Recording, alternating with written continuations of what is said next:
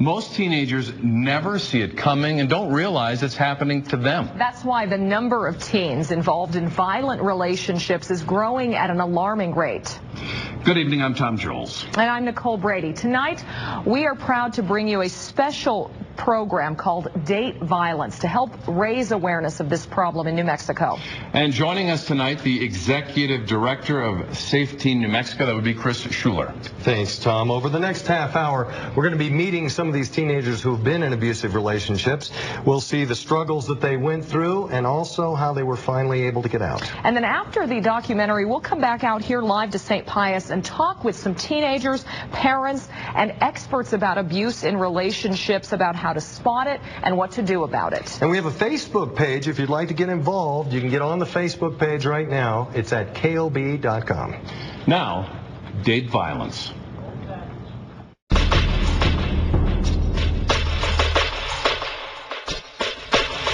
Good morning. Thank you all for Michelle Garcia with the New Mexico Attorney General's Office of the CDC Department. Paul Weiler, Detective, Las Cruces Police Ella Frank, Parole Board. with the New Mexico Coalition Against Domestic Violence. From New Mexico Asian Family Center. Allen Crime Victims Reparation Commission. Adult Protective Services. UNM Department of Emergency Medicine with the Sexual Assault Nurse Examiners Collaborative. Children, Youth, and Families Department. With the Roswell Refuge. Southwest Tribal Epidemiology Center. Mark Meyer, Detective with the City Police. St. Taurus Probation and Parole. I sit on the board of an intimate death review panel team, and basically what we do is we go through a bunch of different cases and realize what could have been done to stop a murder from occurring. And a lot of the times what we see is that there just wasn't enough knowledge, there wasn't enough people that were informed about signs that could have avoided this entire situation.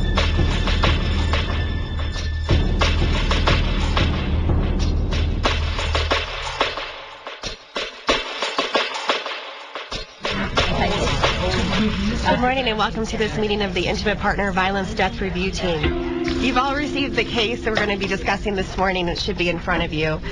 This morning we're going to be talking about Jessica, who is a 15-year-old female, and her ex-boyfriend, Michael, who is an 18-year-old male. This is the case of Jessica and Michael, who had been dating since Jessica was in the 9th grade, which would have meant Michael was in the 11th grade, I believe. They had been dating for about 19 months prior to her murder. We're recently learning that teen dating violence is a serious public health issue. 1 in 5 women throughout some time in their life will experience some form of domestic violence. The same thing with teen dating violence. The incidents of dating violence are highest between the onset of adolescence and 25 years of age, not only nationwide, but here in New Mexico. In fact, rates of domestic and dating violence are a bit higher here in New Mexico. Kids that are experiencing teen dating violence have higher rates of depression, have higher rates of suicidal thoughts. They drop out of school more often. Substance abuse is a terrible problem. And early sexual activity, sexually transmitted diseases, it sets up kids for a lifelong, serious lifelong issues that need to be dealt with and taken seriously. When they started dating, apparently she had been doing an awful lot of wild and crazy things in high school. She had moved high schools. Parents had moved her into a charter school.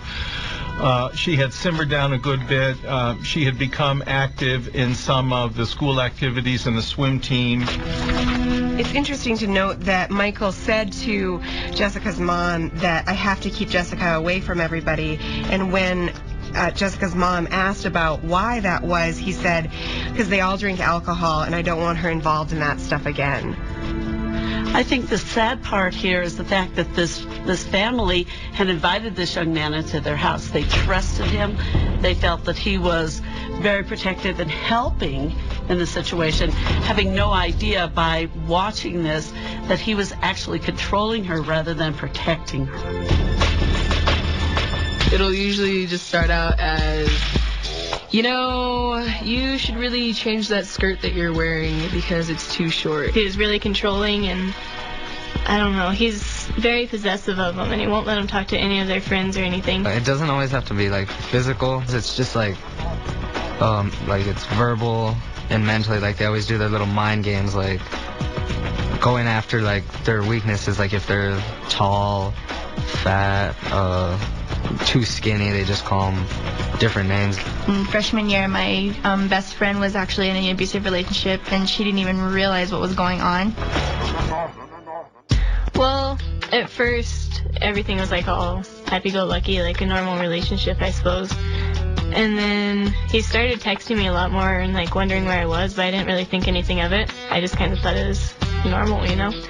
And then he got to the point where he didn't want me to hang out with my friends at all. Like if I wanted to go hang out with my girlfriends, he'd tell me no, and if I did, that he'd like break up with me or whatever. We were friends before we were anything else. We were just really good friends at first.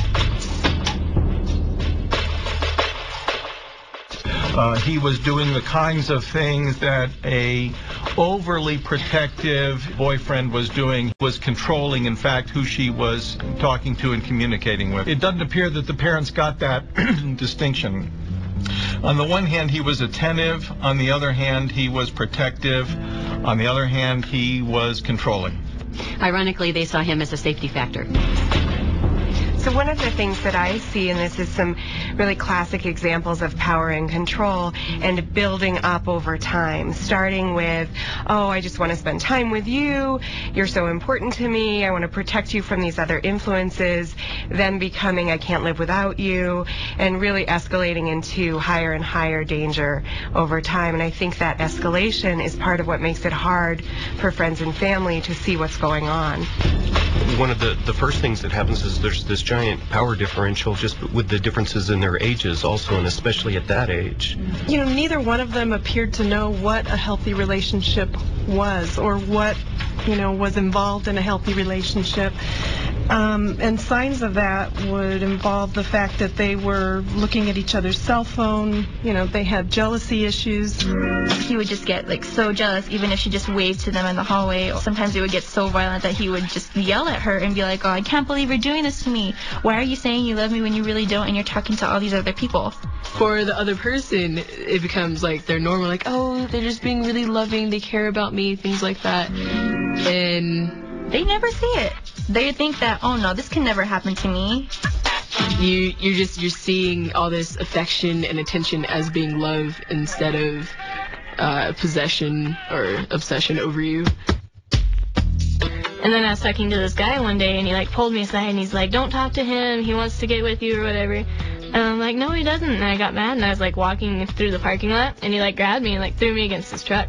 And he's like, don't talk to him again, and if you don't listen to me, I know you don't love me. He friends, like, I have my best friends, my first best friend, he's a gay guy, and he didn't like me talking to him. He didn't want me talking to my mom.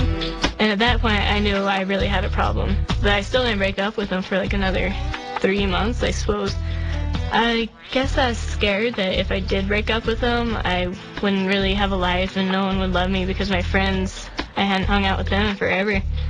And he had like so much control over my life, I didn't know if I could do it by myself anymore. I think a lot of times the reasons why they don't say anything is that they're afraid of losing those relationships. So maybe today she's angry at her boyfriend or she's afraid of him, but by telling her mother or father, then he's possibly removed from her life. And I think that is a key point for many teenagers, that it's that fear of losing that. And the other thing is, I think a lot of times women and even girls get in a situation like this and they feel helpless.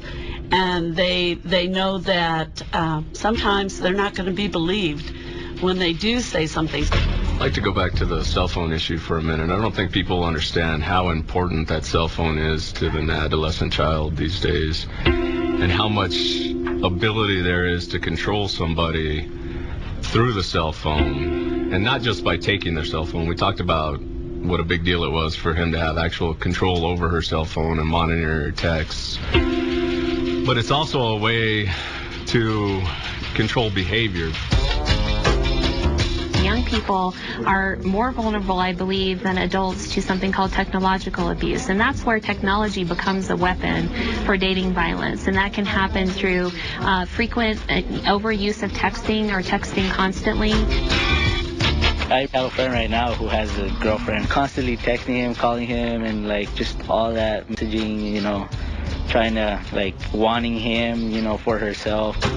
I was dating this person who would obsessively text me all the time, like every 3 minutes, like on the clock, every 3 minutes.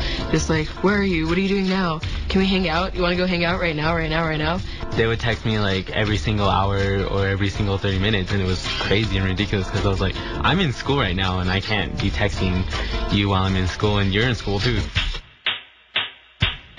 And the other thing that's big with the adolescents these days are sending the sexting messages to each other. They'll take their shirt off and they'll take a picture of themselves nude and send it to a boyfriend. Well, that's a huge lever for an abuser to say, look, if you try to leave me or you try to move on to somebody else, I'm going to send this picture to everybody I know. It's going to be on the internet. Another important piece is about social networking sites. A lot of teens are on MySpace, Facebook, Twitter, those kinds of sites. And that gives abusers a lot of information about where folks are at, what's going on in their lives. So technological abuse is when one person, stalks someone through the internet, through Facebook or MySpace. It's a way for them to know the activities of that other person. And he stalked me for a really long time and wouldn't leave me alone, and he called me all the time, and he did try and text me on MySpace and stuff, and I freaked out and erased my MySpace. When somebody is constantly texting, constantly calling, monitoring that person's social networking page on Facebook or MySpace, and constantly demanding for that person to be available. So that's a major warning sign, and that is something we're seeing escalating because technology is so pervasive now with youth. Like, I've heard they use GPS now to track where your partner is, and that's, creepy. Stalking a person through the use of GPS technology, looking at their texting or their emails to monitor where they are. And also kind of looking at their social networking sites all become a way for a person perpetrating domestic or teen dating violence to start tracking what's happening with teens. So that's how they monitor them. Parents really should be monitoring their child's information on those websites. The problem is that some parents don't even know what Facebook is. So we've got this knowledge gap between teens and their parents that makes it very difficult for parents to monitor what their teens are doing on a daily basis. One of the parenting skills that we need in this decade is how to get into those kind of social networking sites and how to peruse them. It's also not always about social networking sites. It's just about, in general, being a part of your kid's life. Talk to them when they come home from school. Find out who their friends are. See who they're talking to on the phone. If they're staying up late at night in chat rooms, stuff like that. It's not so much just following every move that they do. It's just being a part of their lives and being able to talk to them. There's a national study that shows that most parents don't know when their youth are being abused, whether they're experiencing technological abuse or physical or emotional abuse. So it is coming as a shock to parents. Parents are just now learning that dating is starting as early as age 13. I also think some parents don't take it as seriously. They perceive these relationships as not being as serious as young people think they are. So they kind of minimize it and think, oh, well, this is just a phase that will go away. But parents absolutely need to get involved because there are serious consequences that come from dating violence.